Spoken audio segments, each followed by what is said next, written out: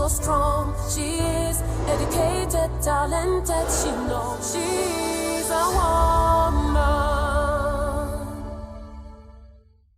In October 2012, the Act 843 was passed, and 2-3 years down the lane, a commission was formed, and now we have the Data Protection Commission.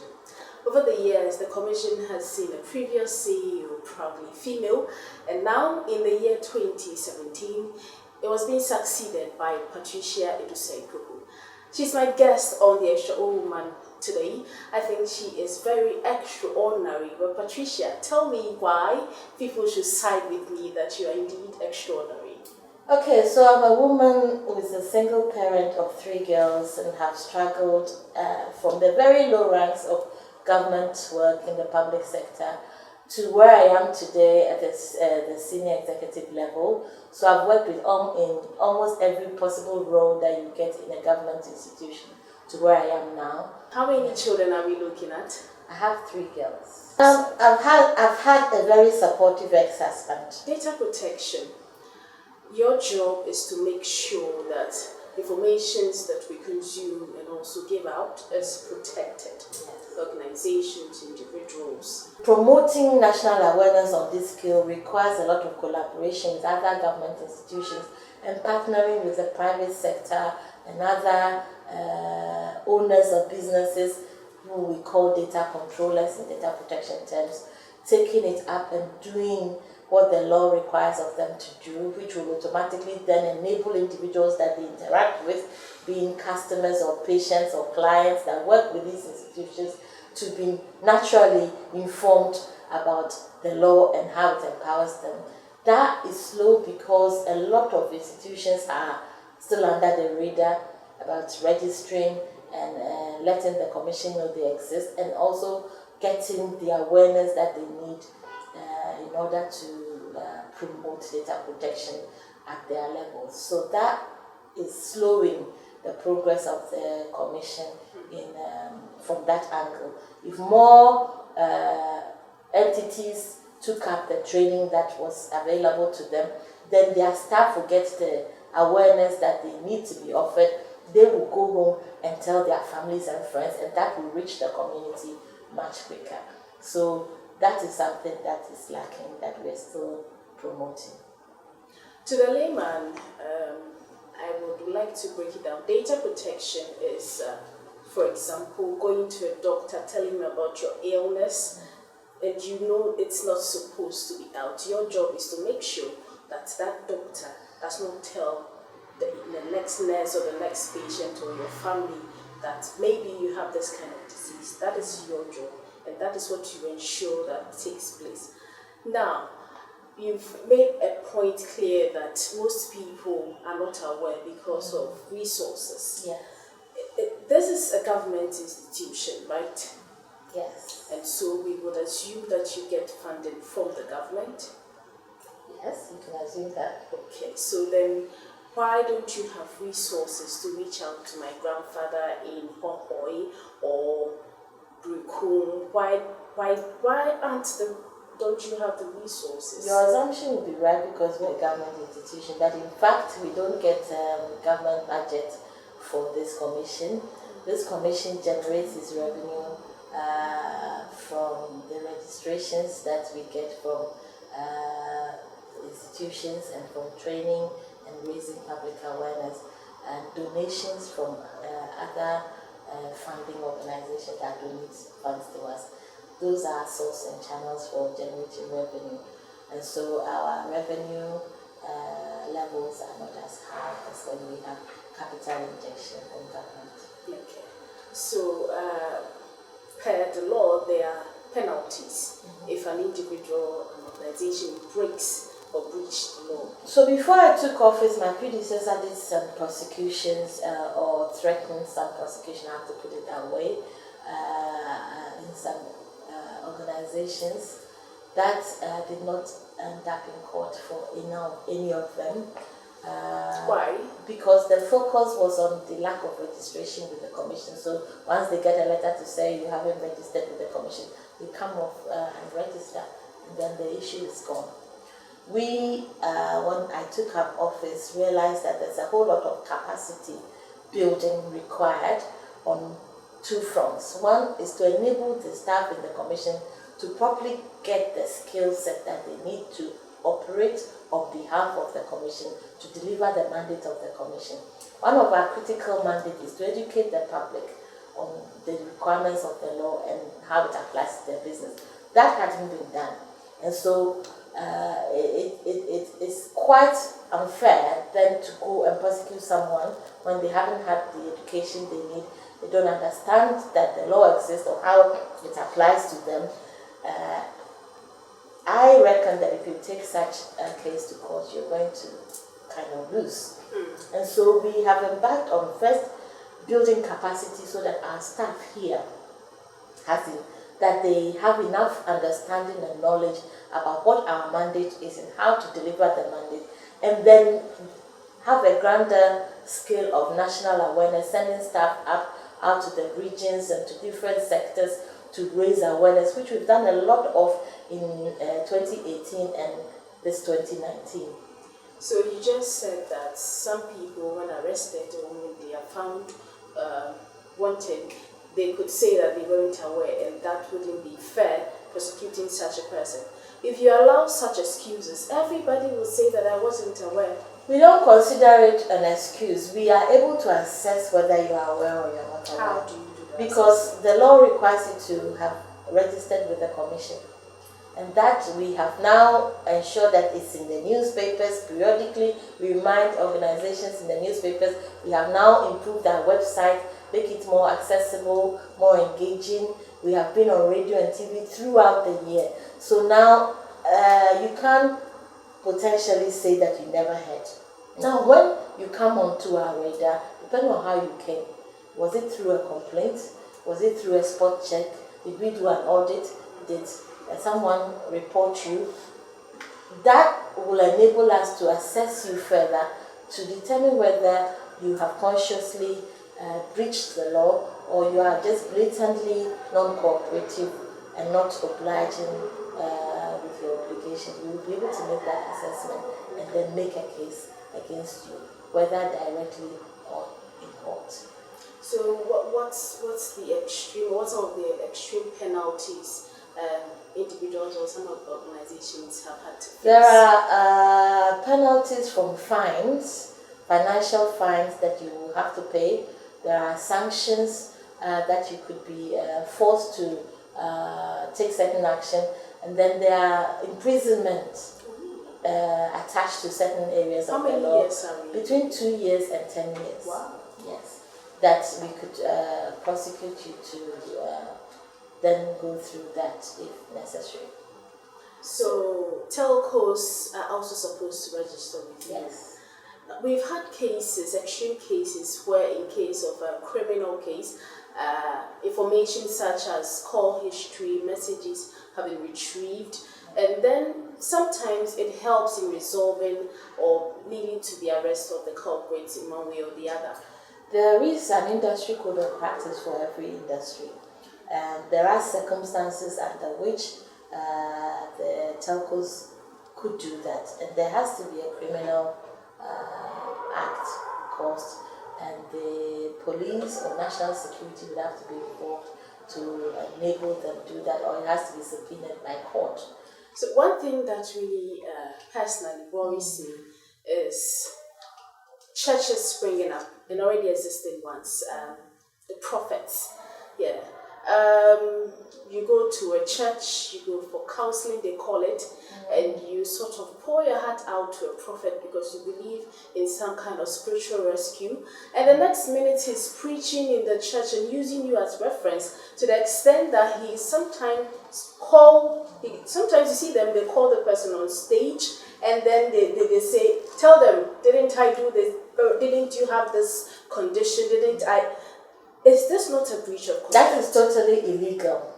Totally. It is illegal and against the rights of the individual for any pastor or religious leader to share information without the consent of the individual in a public arena. We're getting a lot of that happening and complaints.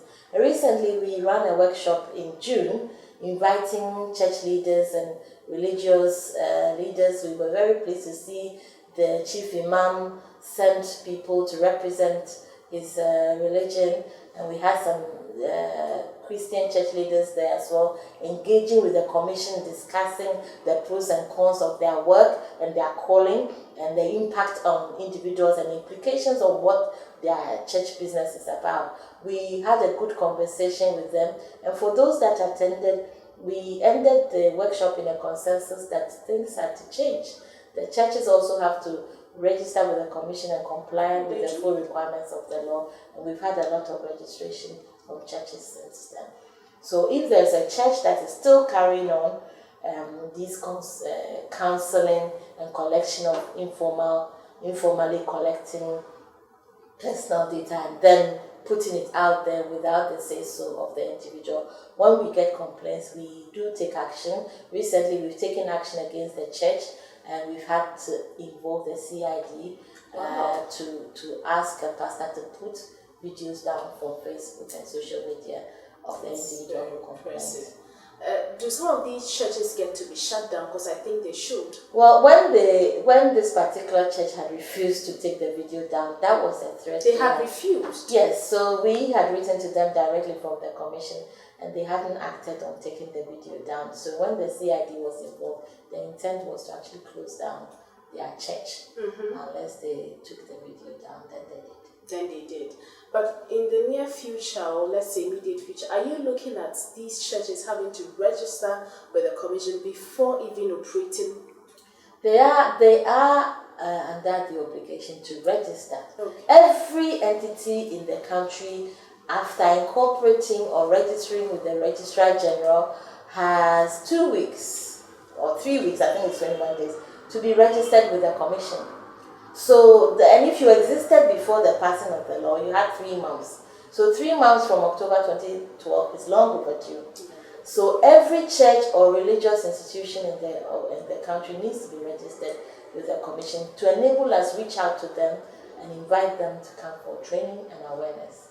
But on a lighter note, in fact, this law, even though very important, has to be passed, and these churches have to oblige, then it means they can't do their prophesying and stuff, because that's how they make their name. They call you and they tell you what you ate last night, where you're going to. I mean, all these things they do, and that's what draws, well, I wouldn't want to use any word, but that's what draws people to them.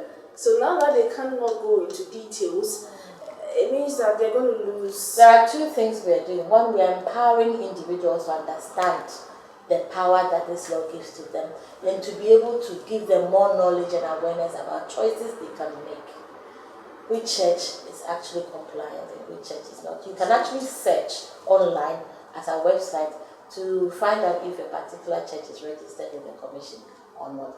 How has growing up, the kind of upbringing your parents gave you, how did it impact you positively, negatively, to become the woman that you are today?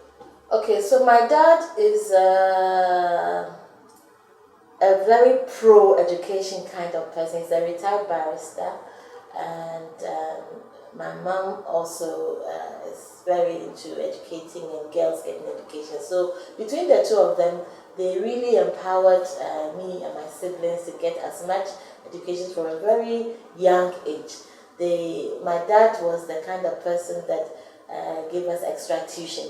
He himself has been through the ropes around the blocks as far as education is. He's a self-taught student who has studied at home privately to get his, those days, GCE and teacher education, whatever they call it, his standard 3 and standard 4. He actually educated himself at home. Yes, and wow. Then he progressed into teacher education and became a teacher, and then he studied law at a very late age. So at a very young age, I was doing antonyms, homonyms, synonyms of new words that I've learned with my dad. You do spellings, he will catch you out in the middle of the day and ask you to do your mental maths with him. Having been a teacher himself, he's into, he just catch you 10 times 6, 9, 4, 5, 6. So you're always on the alert when my dad is around, you're going to either spell a big word and then tell him the opposite of the word, the similes of the word, what the word means, and put it into examples and tell him scenarios in which the word can be used. And so he made us very alert with studying. And growing up in Europe and outside Africa, you have a lot more to consider than just being a woman. You're not just a woman, you're a black woman. You're not just a black woman, you're a black African woman. So being a black and not just a Jamaican or Afro-American, you are a black African woman. We are the bottom of the rank of people that are considered. Even Asians consider themselves above Africans. And so when it's being ranked, it's white men, then it's white women, then it's Asians, then it's black people, then there's black African, before you get to Ghanaian. So you feel it when you're abroad. And so you need to rise above all these challenges and have an inbuilt power inside you that is telling you that you are more than who people think you are. And it's on you to prove to them that you are able to achieve and be better. And I have been able to do that. And so I'm always talking to my girls and their friends. They jump in my bed, we talk about it, and I'm telling them, listen, you can do better than who you are now. So black people are forever having to prove themselves wherever they are. And for a woman like me to excel in a very male-dominated field, and data protection is in the field of legal and technology, and in this field is very male-dominated. There are more men in legal, more men in technology, more men in this level, executive level, than women. To be able to rise above all these challenges, you have to have something inside you, and that is self-belief. If you don't believe in yourself, if you don't look in the mirror and say to yourself that I can, then you won't. Because you don't get that sort of power from outside. It's from within. It's from believing yourself that you are able to do that, and not looking sideways and being focused on where you want to go. That leads you to getting to this point. And this is what I have encouraged my girls to do.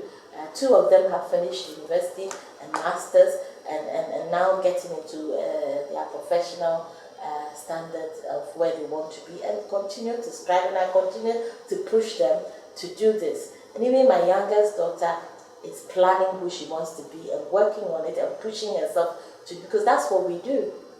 If you don't, and I always say to them something that my dad always used to say to us, and he used to say that if you don't say I am, nobody will say thou art. And so I always tell my children to say to themselves that they are, so that the rest of us can say to them that they are as well. And so it's an inbuilt self-confidence that you have to have in order to achieve greater heights than where you are. I told you that she's indeed an extraordinary woman. ExtraOwoman, we choose our guests very, very carefully to see the confidence with which she speaks and how she's bringing up her girls. And yes, when you find yourself outside Africa, you're considered as the way bottom, but then she was able to come out as the woman she wanted to be and also empower her girls. Stay with us, we'll be right back.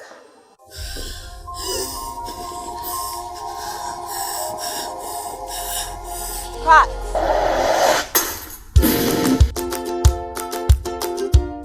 And so, you just witnessed a fine performance by the students of the Accra Film School. This is one of the best film and media training schools in Ghana. For all the requisite training needed for you to be recognized as a fine filmmaker, follow us to the Accra Film School and help achieve your dreams of becoming the best screenwriter, director, cinematographer, photographer, video editor, graphic designer, 3D animator, makeup artist, sound engineer, actor, and yes, a broadcast journalist.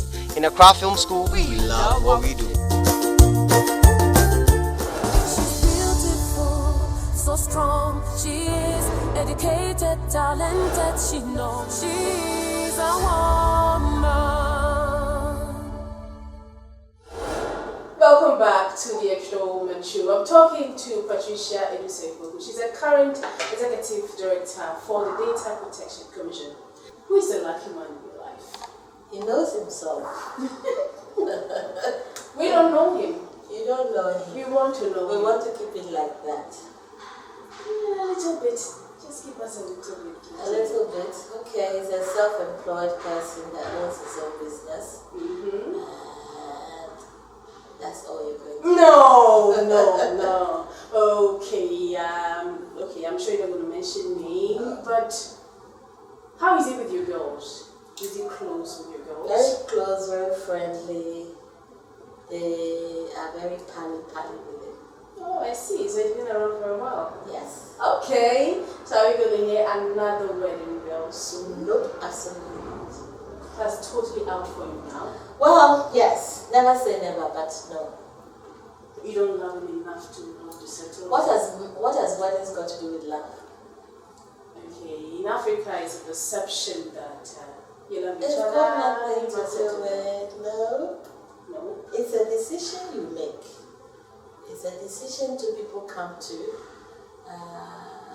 have a wedding. And the wedding is not an African thing. It's a brought-in culture from another people. Africans normally have connection, family, acceptance, and that's it. And we have that. So families are happy with us. Oh, so families know each other. Yes. So it's not about wedding. Okay, the other thing, not wedding, not quite wedding, but the traditional marriage, has that been done? Or when are we going? We haven't got to that bridge yet. But you will anytime soon. And it's not, for us, it's not a must-have thing. No. Okay. So in that state, or in that sense, let me ask you, you brought up your girls not in Ghana, but I'm sure that they are used to the Ghanaian culture. You grew up here a little bit, so you are very much aware and used to. Over here, and in some parts of Africa, it's a norm that society confers on you as a woman when you get to a certain age. They sort of even give you timelines that you must settle down. And some people are pressured to the extent that it becomes a do or die affair, it becomes a goal, another point in their life. Any other thing doesn't matter. Some are depressed and know that you have 3 strong girls. If any of them should come to you and say that, oh, Mama, how would you, what advice would you give? We have these conversations all the time. So when we all jump in our bed on Friday, we have a girly talk. We talk about everything, every conversation comes up. And sometimes the topic is on relationships and marriage. And my girls are quite strong-headed people with strong opinions and quite sure about how and when they want to be committed to a marriage. I have intentionally not dictated this to them because of my own experiences. I have let it be their decision, only guiding them to make sure that they are with somebody they are definitely happy with, that they go in when they are fully prepared and ready and not doubtful, and they are sure that this is the person that will make them happy. Once that happens, then they are okay to go and get committed, and it takes as long as it takes to get there, no rush. You mentioned personal experiences. Would you mind sharing some with us? So I was legally married, wedded at the age of 22, which in present day you might say is quite young. And my husband was significantly more experienced than me in relationships and in the field. And I eventually hadn't done everything that I wanted to do, even in education. I haven't achieved what I wanted to achieve, so I always kind of was looking on my shoulder to think about what I could have been doing with myself and my time. And so when eventually I came out of that relationship, I put myself back into education and got my master's then. And it has served me well to have gone back to get education. I count myself as one of the lucky people who are able to kind of recalibrate and come back onto the straight and narrow and do the things that I wanted to do and not lose my head and settle down and be happy again. Right now, my ex-husband is one of my best friends. So I'm also lucky on that front where it's not an some people become unhappy and antagonistic and fall out, and the impact and implication on the children and they are growing up is very negative. We haven't had that sort of problem because consciously I made the decision not to let it be like that. And I was lucky to have somebody who was very ready to reason with me, to agree to disagree, but to continue to support the children. And it's very rare that you get that. So when you are not thinking data protection, administration, what are you thinking? Oh, I travel a lot. I love to travel. I spend a lot of my hours in the air, partly for business, and so I get to see a lot of the world, and so I like to travel more when I'm in my own space or leave to places that I haven't been to. I read at my leisure. I watch films that I haven't had the chance to watch. I do a bit of watching comedy and laughing, because laughing is therapeutic, and so I like to watch things that make me laugh on TV or on an app or whatever in my leisure time. Helps my mind. And I'm sure with the traveling, it has to do with the man in your life. Sometimes on my own with the girls or with my girlfriends. Okay. It's been a pleasure talking to you. But before we let go of you, what will be your final words to young lady, young women who, watching this interview, are looking up to you, find your story so inspiring, getting married at the age of 22 when you knew not even what you wanted to become, and coming out of it still strong. Your girls are in order, you have brought up strong 3 women. What advice would you give to a young woman who probably is in your situation as we speak? We used to have a poem when we were young that says, if at first you don't succeed, try again. Life is full of ups and downs. Life in itself is short. If you're a Christian, the Bible says that you have to live abundantly, that Jesus came that you will have life and have it abundantly. So on all fronts, you need to enjoy life. You need to have fun. Things that don't make you happy is not good for you. It's not good for your health. It shortens your life. Be sure that you are happy with whatever stage of life that you are in, and be ready to be responsible for your own actions. Make decisions that is coming from you, and be ready to take responsibility for the decisions that you have made. Don't be too afraid to go back and change that decision and do something else. At work, if you're stagnant in where you are, take a side step, do something new, explore the world, read a lot, meet new people, cut out the bad friends, make new ones, and make life enjoyable. Eat good food, enjoy good music, dance, laugh, love life, and then be serious when it comes to work. Do your work diligently and passionately, and I'm sure you will be fulfilled in life. Thank you so much, Patricia, for talking to us. So you heard it. Live life, try to wear a complete blend between being serious and also letting go when the need arises. Take bold decisions and own up. Don't be afraid to start over. Life is short, but try to live your fullest. This is the ExtraOwoman show, and I've been speaking with Patricia Adusei, and she is the Executive Director for the Data Protection Commission. My name is Amma Krampah. Thanks for watching this episode, and make your days with us same time next week. Thanks for watching. She's beautiful, so strong. She is educated, talented. She knows she's a woman.